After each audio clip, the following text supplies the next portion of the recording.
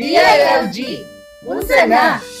Kabalo ba ka ang DILG kauban ng ubang ahensya at dunay plataporma? Di ikaw mismo makapadayag sa imong hunahuna. Kini ang Daguao Town Hall Meeting, usa ka dialogo tali sa katawhan ug gobyerno. Ang Daguao usa ka hiligaynon nga pulong nga nagpasabot og togetherness o bayanihan.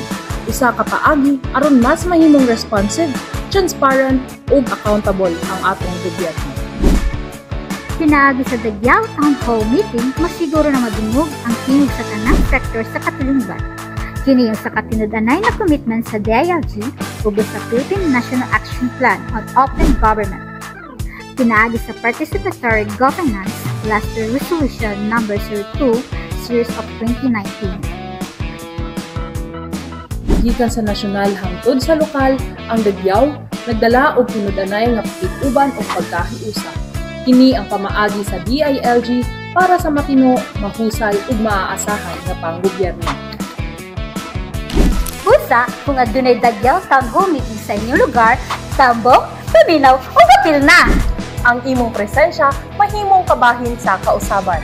Kaysa Daguao Town Hall Meetings, Ang tingog sa katawan mahimong giya sa tinuod na kausaban. Klaro na? Follow for more.